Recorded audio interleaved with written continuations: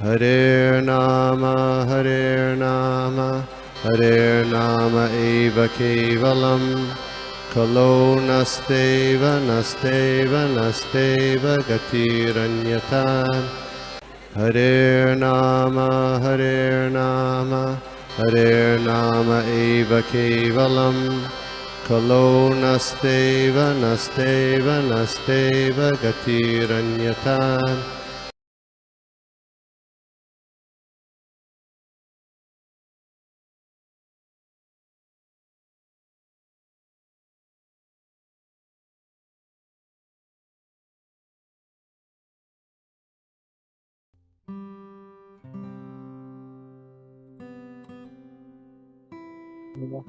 नमस्ते सारस्वती देवी गौरवाणी प्रचारिणी निर्विशेष शून्यवादी पाश्चात्य शतारिणी।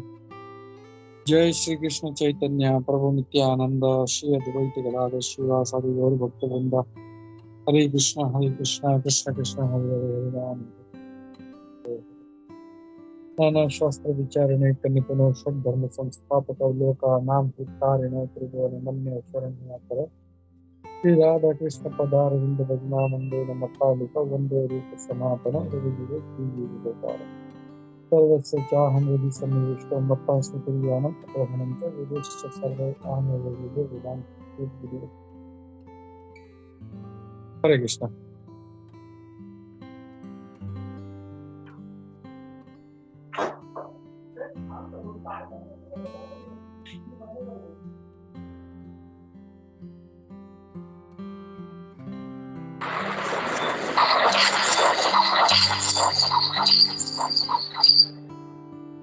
हरे कृष्णा। ओके सर, तो आज जो है हम लोग देख रहे हैं, आज हमारे 3 आचार्य हैं, उनका अपीयरेंस डे, डिसिप्लिन्स डे है, तो वो देखते हैं हम लोग। आज कृष्णदास कविराज गोस्वामी महाराज जी, सॉरी अपीयरेंस नहीं, तीनों का डिसिप्लिन्स डे है, उनका तिरुभाव दिवस है। फिर श्री रघुनाथ भट्ट गोस्वामी जी, उनका तिरुभाव दिवस है, और श्री रघुनाथ दास गोस्वामी, उनका भी तिरुभाव दिवस है। तो ये तीनों जो हैं ये बहुत ही महान आचार्य हैं, और हम लोग आप लोग बहुत से लोग इसमें नए हैं तो शायद आपको आइडिया नहीं होगा इसमें, लेकिन इसमें से जो श्रील कृष्णदास कविराज गोस्वामी महाराज है, डस एनीबडी नो कौन है वो? मे बी समीर प्रभु जानते होंगे। समीर प्रभु जी। हाँ प्रभु जी, हरे कृष्णा। प्रभु जी वो ये है जिन्होंने पूरे मतलब गोस्वामी और इनके बारे में बहुत इंफॉर्मेशन लिख के रखी है, मतलब षड गोस्वामी के बारे में काफी इंफॉर्मेशन कविराज कृष्णदास कविराज गोस्वामी जी ने रखी थी ना, मतलब अमरेंद्र प्रभु जी हर बार उनका नाम लेते थे। हरे कृष्णा। गोस्वामी का तो पता नहीं, बट उनका जो मेन रचना था उनका है चैतन्य चरितामृत। तो ये जो चैतन्य चरितामृत जो हम लोग बोलते हैं कि पहले हम लोगों को नर्सरी करना चाहिए, फिर ग्रेजुएशन करना चाहिए, फिर पोस्ट ग्रेजुएशन करना चाहिए।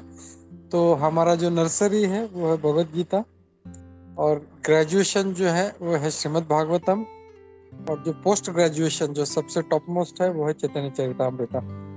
तो उसके जो लेखक हैं वो है कृष्णदास कविराज गोस्वामी महाराज, और उन्होंने जब वो 93 वर्ष के थे, 93 वर्ष के आयु में उन्होंने चैतन्य चरितामृत लिखना शुरू किया था। So he is a very great personality, और काफी उनका रिस्पेक्ट है, और काफी सारा जो चैतन्य चरितामृत जो है मतलब उन्होंने बहुत ही जो था डिटेल में लिखा हुआ है। तो ये जो है एक लाइफ हिस्ट्री है, जैसे श्रीमद् भागवत जो है वो भगवान कृष्ण का चरित्र है, वैसे चैतन्य चरितामृत जो है वो चैतन्य महाप्रभु का भागवत हम लोग बोल सकते हैं। तो उन्होंने पूरा विवरण, उन्होंने उनको जो इस ग्रंथ को 3 भागों में लिखा है, आदि लीला, मध्य लीला और अंत्य लीला। तो आदि लीला में चैतन्य महाप्रभु का जो बचपन का जन्म से लेके उनका जो जो पौगंड अवस्था है, ये कुमार अवस्था सॉरी, वहां तक है। फिर मध्य लीला है, उसमें उनके जो दूसरे बाकी जो पास टाइम्स है वो है। और फिर जो सन्यास के बाद का जो लीला है वो सारा उन्होंने अंत्य लीला में लिखा हुआ है उनका। तो चैतन्य महाप्रभु जो है उनका पूरा जीवनी जो है इसमें दिया हुआ है। तो ये इतना इम्पोर्टेंस क्यों है? भगवत गीता से ज्यादा या श्रीमद् भागवतम से ज्यादा, और ये इतना टॉप मोस्ट है कि इसको अभी तक हम लोग ने हाथ नहीं लगाया। हम लोग जो है क्योंकि अब कहते हैं कि ये पोस्ट ग्रेजुएट स्टडी है, तो इसको बहुत अच्छी तरह से समझना चाहिए, अपना एटीट्यूड बहुत सही होना चाहिए।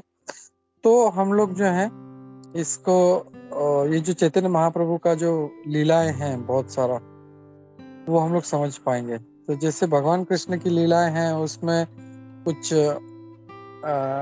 इंट्रिकेसीज है, वो हम लोग भागवतम से समझते हैं। वैसे ही जो चैतन्य महाप्रभु की लीलाएं हैं, उन्होंने क्यों अवतार लिया, क्या है पूरा डिटेल, ये कृष्णदास कविराज गोस्वामी महाराज हम लोग को समझाते हैं। तो कृष्णदास कविराज गोस्वामी महाराज जी, उन्होंने नादिया में एक जो वैद्य थे, वैद्य के घर में उन्होंने जन्म लिया था। एक गांव था जमटपुर, वहां पे लिया था। और उनके एक छोटे भाई थे श्यामदास, और उनके पास एक चैतन्य महाप्रभु और नित्यानंद प्रभु गौर निताई का उनके पास एक विग्रह था जिसकी वो पूजा किया करते थे। और जैसे सभी के वंशज हैं, नित्यानंद वंशज है, जैसे सभी जैसे गोस्वामी के वंशज है, वैसे कविराज गोस्वामी महाराज जी का कोई आगे वंशज नहीं दिखता अभी। तो उनका जो और भी जो विवरण है कृष्णदास कविराज गोस्वामी महाराज का, वो एक आनंद रत्नावली नामक एक पुस्तक है, उसमें उसका ज्यादा वर्णन है। तो चैतन्य महाप्रभु के 5वें जो चैतन्य चरितामृत है, उसका आदि लीला के 5वें अध्याय में कृष्णदास कविराज गोस्वामी महाराज वो उन्होंने परिवार क्यों छोड़ा, वो उसमें उसका विवरण आता है। तो वो कहते हैं कि नित्यानंद महाप्रभु का एक सेवक था मीन केतन रामदास नाम का, जो प्रेम का पूरा सरोवर था वो। तो एक बार क्या हुआ, वो एक दिन संकीर्तन के लिए जो दिन रात चलता था वो उनके घर में आए, वहां पे वो उन्होंने विजिट किया। और वो इतने मतलब भाव विभोर होके वो मतलब उस आंगन में बैठे हुए थे, तो सारे वैष्णवों ने उन्हें प्रणाम किया।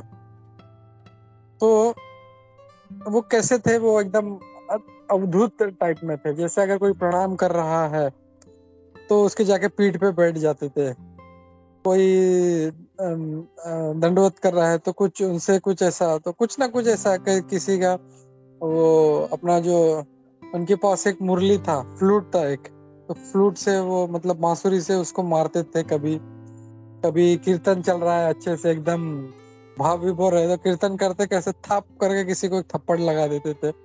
तो ये मतलब वो एक अवधूत जैसे बहुत ही प्रेम विभोर भक्त थे। तो जब किसी ने मीन केतन रामदास नामक ये जो भक्त थे नित्यानंद प्रभु के, उनकी आंखों में जब अश्रु देखे तो ऐसा लगा कि ये कंटिन्यूस जो है, मतलब आंसू जो है बहते जा रहे हैं। और जब नित्यानंद प्रभु का नाम लेते थे तो सारे लोग जो है एकदम जो है ना, क्या बोलते हैं उसको, एक्सटेसी से भर जाते थे उसको। तो एक बार एक जो ब्राह्मण था कुणार्णव मिश्र नाम का, वो अपने विग्रह की सेवा कर रहा था। तब मीन केतन जो थे उनके बगल में बैठे हुए थे। तो ये जो ब्राह्मण है मीन केतन नाम का, सॉरी गुणार्णव मिश्रा, ये अपने विग्रह की पूजा कर रहे थे, उन्होंने उनको आदर नहीं दिया। तो ये देख के जो रामदास जो थे वो काफी गुस्सा हो गए, बोले कि ये जो है ये दूसरे रोमहर्षण हैं, ये जो बलराम जी को देख के खड़े नहीं हुए। हम लोग जानते हैं कि जैसे चैतन्य महाप्रभु भगवान कृष्ण है, वैसे नित्यानंद प्रभु जो है वो बलराम जी जो है। और हमने देखा था पूरा भागवतम में काफी अध्याय पहले कि कैसे जो रोमहर्षण थे वो भागवतम के लिए बैठे थे, भागवतम चल रहा था। जब बलराम जी आए तो वो उनको लगा कि मुझे खड़े होकर प्रणाम करने की जरूरत नहीं है, तो तुरंत बलराम जी गुस्सा हो गए, एक घास का तिनका उठाया, फेंक के मारा, तो वो भाले की तरह उनको चुभ गया और वहीं पे उनका मृत्यु हो गया। तो ये यही कह रहे हैं कि ये रामदास की ये दूसरा रोमहर्षण सूत है ये, तो जो बलराम जी को प्रणाम नहीं कर रहा है। और वो बहुत गुस्सा हो जाते हैं, बोलते कि तुम्हें सब कुछ छोड़ के, उनको क्या लगा मैं भगवान की विग्रह की सेवा कर रहा हूँ तो मुझे इनको प्रणाम करने का जरूरत नहीं है। तो एक बार मैं एक अमोक लीला प्रभु जी का भी लेक्चर सुन रहा था, वो भी बहुत अच्छा पॉइंट बोलते हैं कि अगर भले आप आरती कर रहे हो भगवान का और उस समय जब कोई वैष्णव आता है तो सब कुछ छोड़ के तुम्हें भाग के पहले उस वैष्णव का स्वागत करना चाहिए हमें। क्योंकि वो बोलते हैं कि एग्जाम्पल देते हैं कि भगवान कृष्ण का डायरेक्ट सेवा उनको इतना पसंद नहीं है। अगर कोई वैष्णव आया उनका स्वागत नहीं हो रहा और हम लोग उनका पूजा करते रहेंगे तो he will not like it. लेकिन वही हम लोग अगर आरती छोड़ के उस वैष्णव का स्वागत करते हैं तो भगवान कृष्ण बहुत खुश होते हैं। और वैसे नॉर्मली अगर कोई भी नहीं है उनका स्वागत करने के लिए, ऐसा नहीं दूसरे दो लोग हैं तो भी हम लोग आरती छोड़ के चले, ऐसा नहीं करना है हम लोग। बट अगर कोई भी नहीं है तो हम लोग भगवान का आरती भी छोड़ के हमको सबसे पहले भाग के हमें उस वैष्णव का स्वागत करना चाहिए। तो ये एपिसोड जो है वो इसमें कृष्णदास कविराज गोसाई महाराज जो है इसमें बताते हैं इसमें। और काफी सारा उनका जो बचपन का लीलाएं हैं, फिर जब वो स्कूल चलाते थे उसका वर्णन है, पूरा चैतन्य चरित्र में बहुत सारा वर्णन है। तो हम लोग उसमें डिटेल में नहीं जाएंगे, बट हम लोग थोड़ा सा भागवतम जरा अच्छा सा कवर कर लेंगे हम लोग। और जब हमको लगेगा कि हम लोग थोड़ा सा कॉन्फिडेंट है तो फिर हम लोग ये जो पोस्ट ग्रेजुएशन स्टडी वाला जो ग्रंथ है चैतन्य चरितामृत, इसका भी हम लोग शुरुआत करेंगे। तो उसके लेखक हैं हमारे कृष्णदास कविराज गोसाई महाराज। तो कितने आदरणीय है, चैतन्य महाप्रभु खुद उनका मतलब वो रिस्पेक्ट करते थे। तो ये हैं कृष्णदास कविराज गोसाई महाराज और उनका आज तिरोभाव दिवस है आज।